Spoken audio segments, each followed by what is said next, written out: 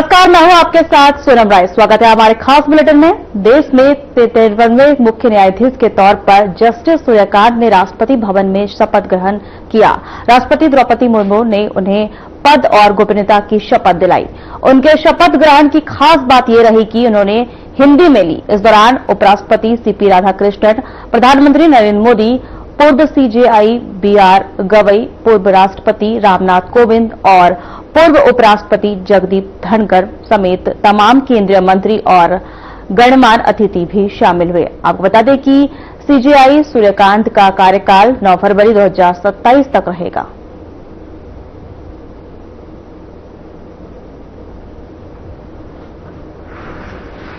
जहां जस्टिस सूर्यकांत आज भारत के 53वें प्रधान न्यायाधीश के तौर पर शपथ लेंगे।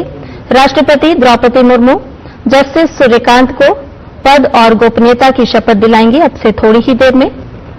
जस्टिस सूर्यकांत का कार्यकाल आपको बता दें कि लगभग 15 महीनों का रहेगा।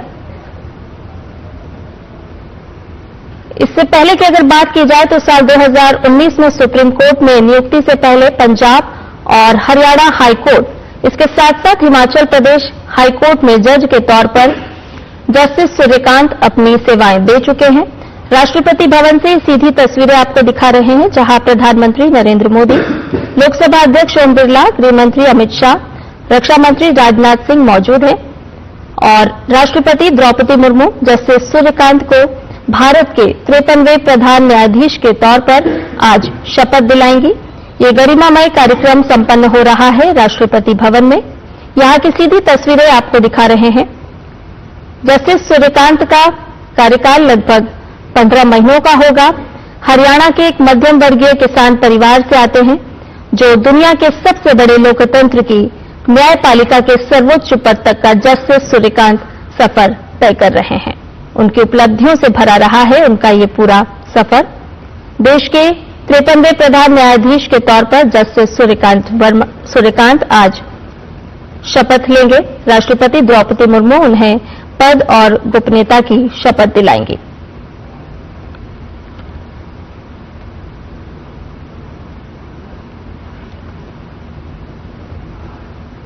उच्च न्यायपालिका में जस्टिस सूर्यकांत का सफर साल 2004 में पंजाब और हरियाणा हाईकोर्ट से शुरू हुआ।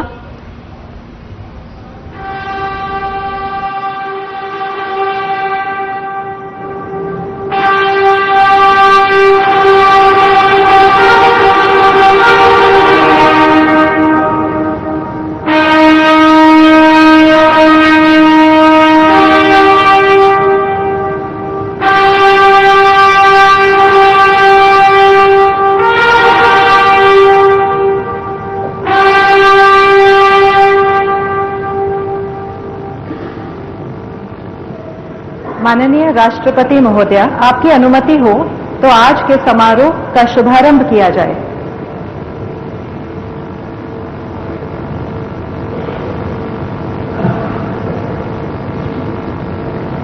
भारत के मुख्य न्यायमूर्ति श्री सूर्यकांत,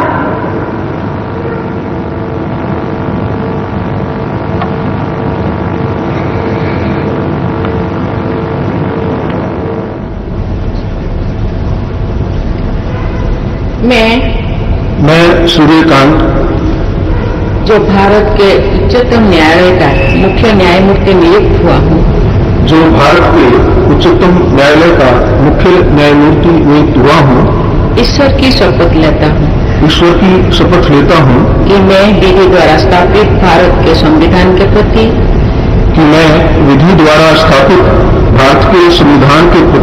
सच्ची श्रद्धा और निष्ठा रखूंगा। मैं भारत की प्रभुता और अखंडता अक्षुण्ण रखूंगा तथा मैं सम्यक प्रकार से और श्रद्धापूर्वक तथा अपनी पूरी योग्यता, ज्ञान और विवेक से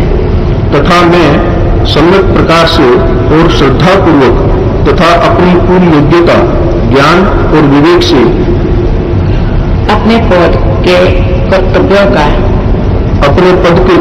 का भय या पक्षपात, अनुराग या द्वेष के बिना पालन करूंगा।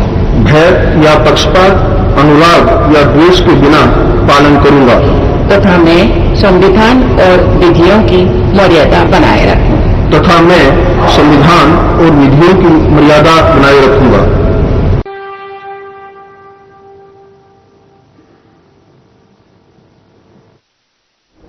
लखनऊ में सीएम योगी ने जनता दर्शन में लोगों की समस्याएं सुनी। इस मौके पर जनता दर्शन में आए लोगों ने सीएम योगी के सामने अपनी परेशानियों को रखा।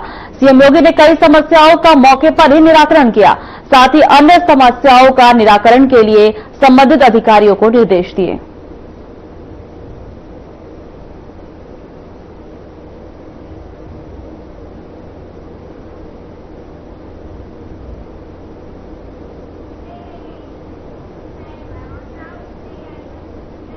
वक्त मिला छोटा सा ब्रेक का।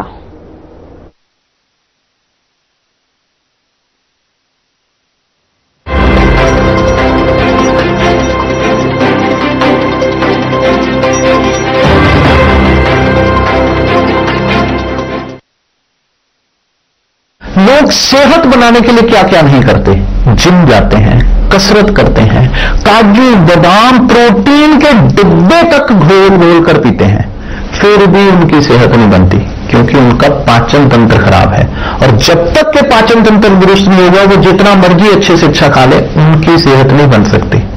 इसलिए हमारी संस्था सन्यासी आयुर्वेदा ने एक ऐसी दवा का निर्माण किया है जो कि आपके लिवर को, आपके पाचन तंत्र को दुरुस्त करने का काम करती है, ताकि आप जो भी खाएं उसका पूरे का पूरा निचोड़ आपके शरीर को लगे, आपकी भूख बढ़े, खाया पिया सही से लगे, नया खून बने, हड्डियों में जान आए, वजन बढ़े और आप मोटे तगड़े खूबसूरत पर्सनैलिटी के मालिक बन जाए।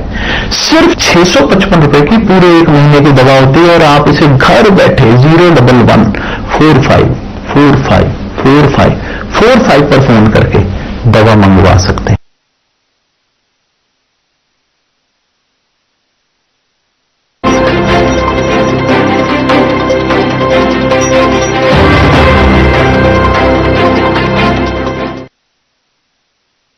ब्रेक के बाद आपका स्वागत है। लखनऊ के दिव्य गीता प्रेरणा उत्सव का आयोजन किया गया, जिसमें सीएम योगी आदित्यनाथ और संघ प्रमुख मोहन भागवत ने शिरकत की। आपको बता दें कि कार्यक्रम में सीएम योगी और भागवत ने संबोधित किया। क्या कुछ कहा, आपको सुनाते हैं, आइए।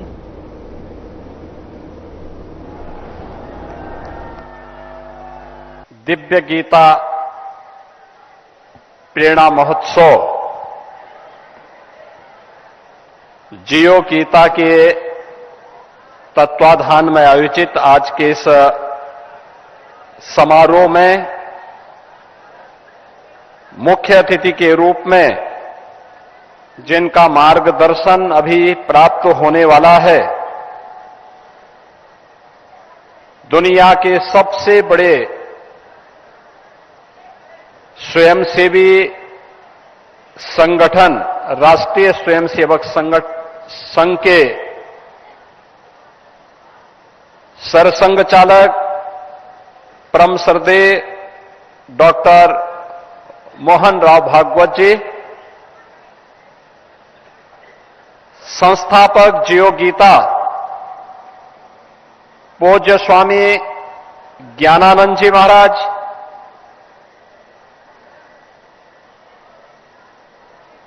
अखिल भारतीय आचार्य महासभा के महासचिव पूज्य स्वामी परमात्मानंद जी महाराज, जगतगुरु रामानुजाचार्य पूज्य स्वामी श्रीधराचार्य जी महाराज, जगतगुरु पूज्य स्वामी संतोषाचार्य सतवा बाबा जी, मंच पर उपस्थित पूज्य संतजन स्वामी धर्मेंद्र दास जी महाराज,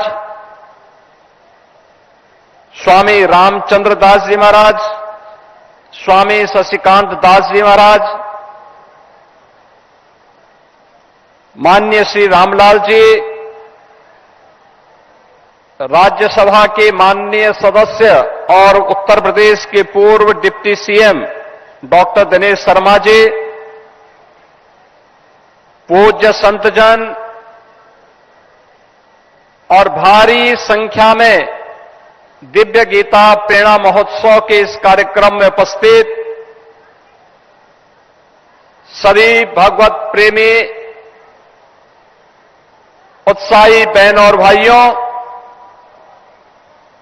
मैं सबसे पहले भगवान श्री कृष्ण की पावन जन्मभूमि और लीला भूमि के प्रदेश उत्तर प्रदेश में दिव्य गीता प्रेरणा महोत्सव के इस आयोजन के लिए आयोजकों को हृदय से धन्यवाद देते हुए परम श्रद्धेय सरसंघ चालक जी का इस महोत्सव में हृदय से स्वागत करता हूं, उनका अभिनंदन करता हूं।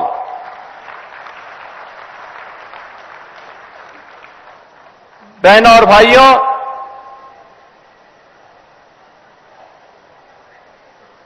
दिव्य गीता प्रेरणा महोत्सव की जब हम बात करते हैं तो श्रीमद् भगवत गीता के 700 श्लोक, जिन्हें हर भारत का धर्मावलंबी, सनातन धर्मावलंबी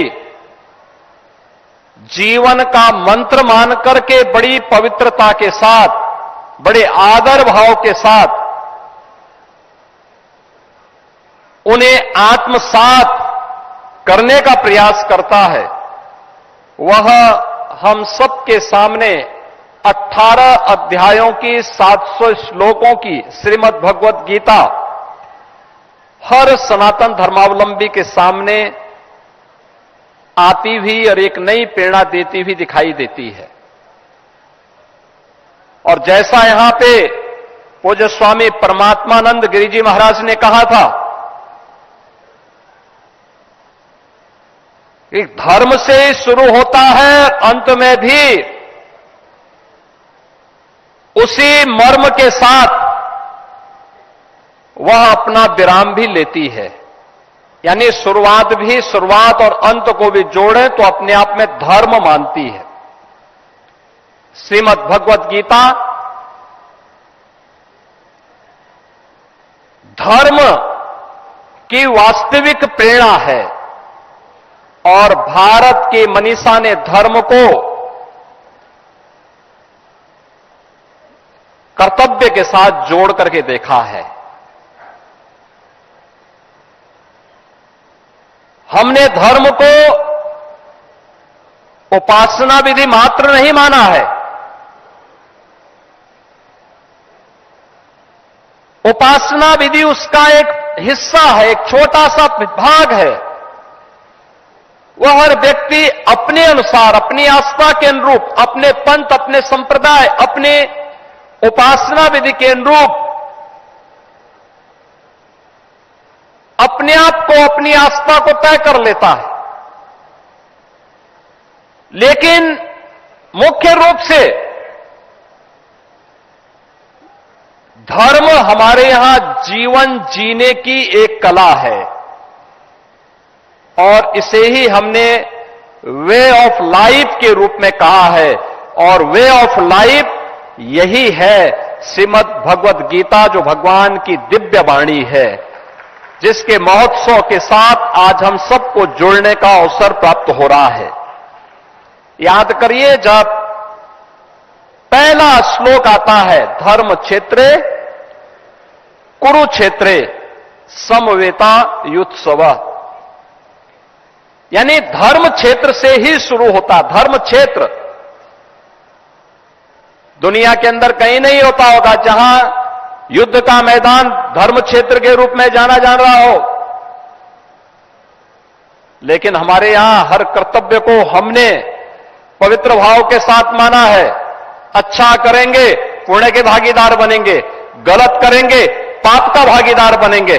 और यह मान करके जब हर सनातन धर्मावलंबी चलता है तो वह अच्छा करने का प्रयास करता है। भारत ने विश्व मानवता को जो संदेश दिया है प्राचीन काल से ही, उसका वह संदेश भी वही है। आप याद करिए ना, हमने कभी नहीं कहा कि मैं जो कह रहा हूं यही सब कुछ है। हमने कभी ये नहीं कहा कि हमारी उपासना विधि ही सर्वश्रेष्ठ है। हमने सब कुछ होते हुए भी कभी भी अपनी श्रेष्ठता का डंका नहीं पीटा। जो आया उसको शरण दिया, जिसके ऊपर विपत्ति आई उसके साथ खड़े हो गए, जिसके सामने कोई चुनौती आई उसकी चुनौती का सामना करने के लिए सनातन धर्मावलंबी उसके साथ सहयोग के लिए खड़ा हो गया। अन्याय नहीं होना चाहिए, जियो और जीने दो की प्रेरणा अगर किसी ने दी है तो अब भारत की भूमि ने दी है। अयम निज परो लेती गणना लघु चेत साम उदार चरिता नाम, तो वसुधैव कुटुंबकम की प्रेरणा भारत की धरती ने दिया है, दुनिया ने नहीं दिया है। ये भारत की ही धरती देगी। और इसलिए धर्म क्षेत्र को भी हमने, धर्म क्षेत्र अपनी पूरी भारत की धरती को हमने धर्म क्षेत्र माना, तो इसलिए युद्ध का मैदान भी हमारे लिए धर्म क्षेत्र है, कर्तव्यों से जुड़ा हुआ क्षेत्र है। क्योंकि वह धर्म क्षेत्र में जो युद्ध भी लड़ा जा रहा है वह कर्तव्यों के लिए लड़ा जा रहा है। और वही भाव जब सामने आता है, अंत में आप देखते होंगे, अंतिम श्लोक जब आता है, अंत में धृतराष्ट्र पूछ ही पड़ते हैं कि भाई बताओ तो क्या होने जा रहा है इस युद्ध का परिणाम। उसने कहा युद्ध का परिणाम तो पहले से तय है। यत्र योगेश्वर कृष्ण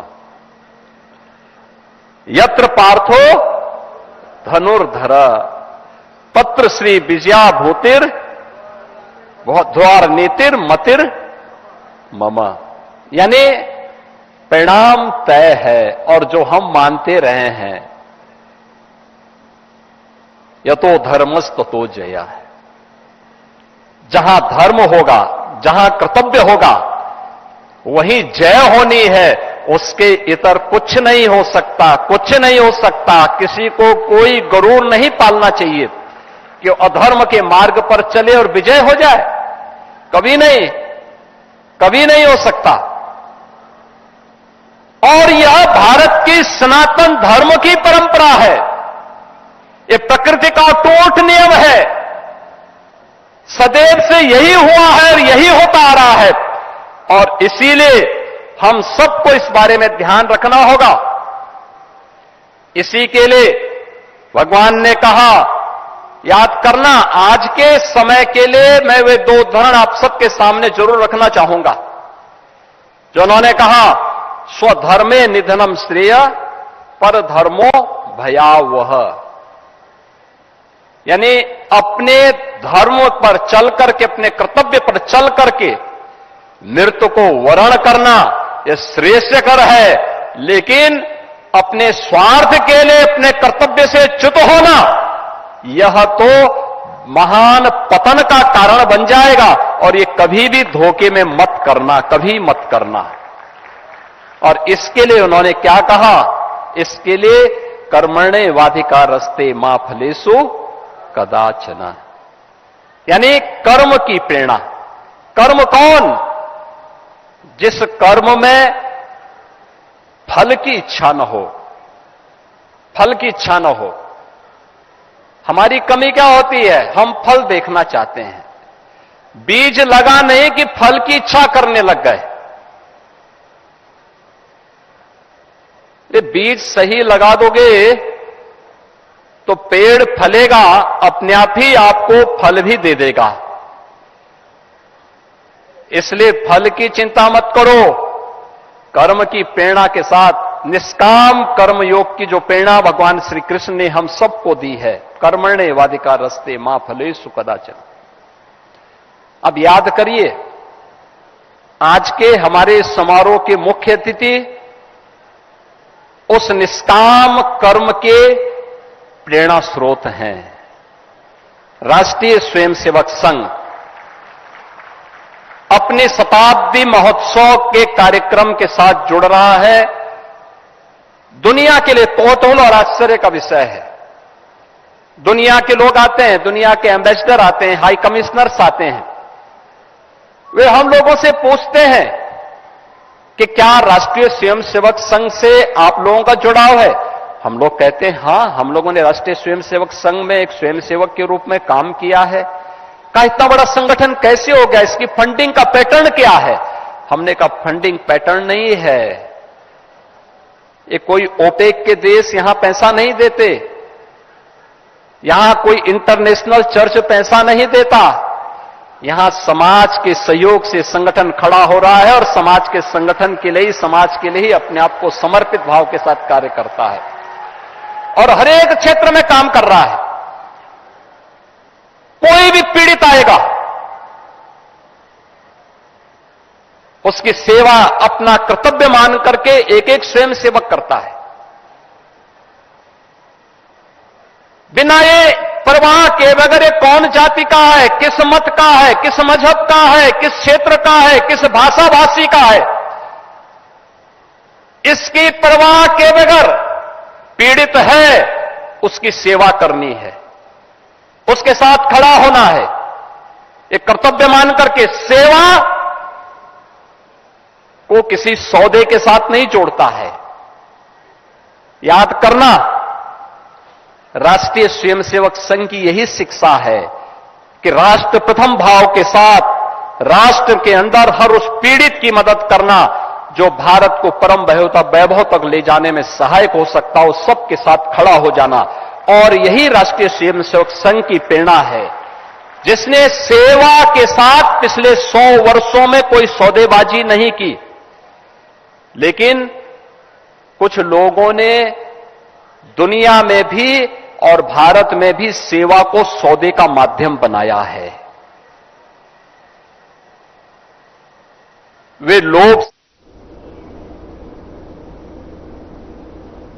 फिलहाल हमारे खास बुलेटिन में इतना ही। नमस्कार।